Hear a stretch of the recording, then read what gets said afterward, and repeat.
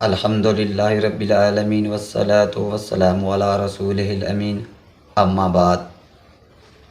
معزز سامعین حضرات، یہ میرے پاس کتاب ہے بریلویوں کے حکیم الامت مفتی احمد یار نعیمی صاحب کی، جو ان کے بہت بڑے حکیم الامت ہیں۔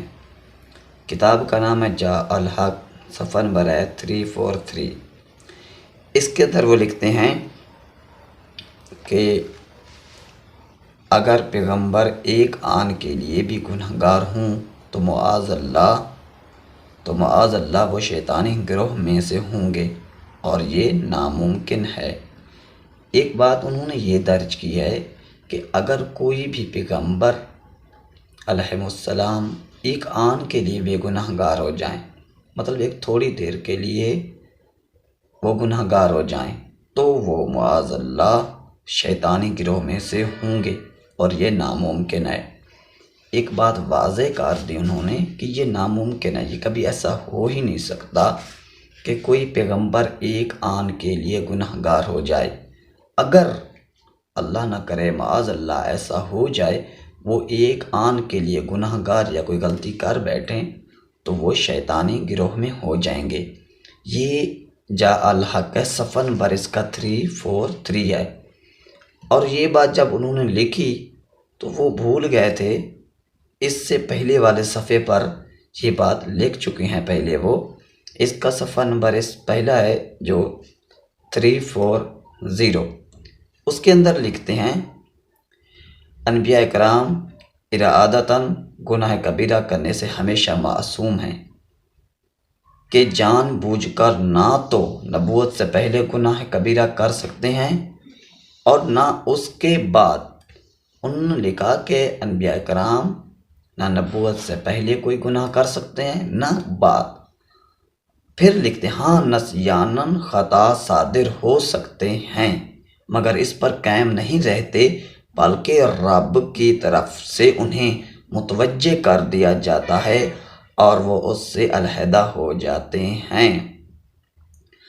اب یہ بات بھی انہوں نے کہی کہ انبیاء کرام نہ گناہ کبیرہ نہیں کر سکتے، نہ نبوت سے پہلے نہ اس کے بعد۔ پھر یہ کہا کہ ہاں نسیاناً خطا صادر ہو سکتے، ہاں بھول چوک کر، مطلب کہ انجانے میں ان سے کوئی غلطی ہو جاتی ہے، مگر یہ ہوتی تھوڑی دیر کے لیے، اور انہیں اللہ تبارک و تعالیٰ کی طرف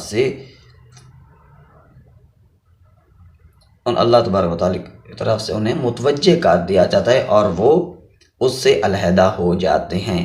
انہوں نے پہلے تو یہ بعد میں یہ لکھا، پہلے یہ لکھا کہ نسیاناً خطا ان سے ہو سکتی ہے، اور جب ہو جاتی ہے ان سے غلطی، جب ان سے گناہ ہو جاتا ہے تو اللہ کی طرف سے انہیں متوجہ کر دیا جاتا ہے اور وہ اس سے علیحدہ ہو جاتے ہیں۔ پھر آگے کیا لکھتے ہیں وہ میں آپ لوگوں کو بتا چکا ہوں صفحہ نمبر 343 پر، کہ اگر پیغمبر ایک آن کے لیے بھی گنہگار ہو جائیں تو معاذ اللہ وہ شیطانی گروہ میں سے ہوں گی، اور یہ ناممکن ہے۔ اور یہ کہہ رہے ہیں کہ اگر پیغمبر ایک آن کے لیے بھی گنہگار ہو جائیں تو وہ معاذ اللہ شیطانی گروہ میں ہوں گے، اور پہلے یہ لکھ چکے ہیں کہ پیغمبر سے ہاں نسیاناً خطا ہوئی ہیں۔ میں یہ پوچھنا چاہتا ہوں، جب اس نے اس بات کو تسلیم کیا، یہ بات انہوں نے لکھی کہ اگر وہ ایک آن کے لیے بھی گناہ کر لیں، کوئی غلطی کر لیں تو شیطانی گروہ میں سے ہوں گے، اور پہلے یہ بات بھی درج کر چکے ہیں کہ ہاں ان سے نسیاناً خطا ضرور ہوئی ہے۔ یہ بھی لکھتے ہیں اگر ایک آن کے لیے وہ گناہ گار ہو جائیں تو وہ شیطانی گروہ میں سے ہوں گے، اور یہ بھی لکھتے ہیں کہ ہاں ان سے غلطی ہوئی ہے، نسیاناً خطا ہوئی ہے، اور اللہ کی طرف سے انہیں متوجہ کر دیا جاتا ہے اور وہ علیحدہ ہو جاتے ہیں۔ اور میں یہ پوچھنا چاہتا ہوں، جب ان سے نسیاناً خطا ہوئی اور متوجہ ہوئے اور بعد میں وہ علیحدہ ہو گئے، جب اس کے اندر تھے نعوذ باللہ من ذالک، کیا یہ تصور کیا جا سکتا ہے کہ وہ شیطانی گروہ میں ہوں گے؟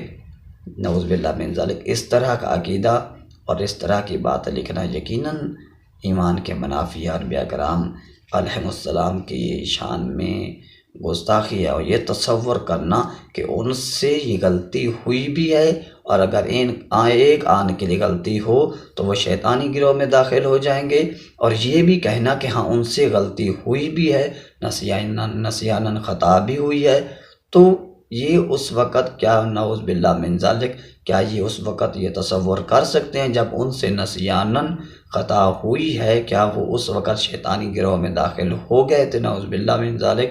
اور اللہ تبارک و تعالیٰ کی طرف سے متوجہ کر دینے کے بعد وہ پھر ان سے علیحدہ ہو گئے، اور اس طرح کا عقیدہ رکھنا بالکل ایمان کے منافی ہے۔ اللہ انہیں ہدایت دے۔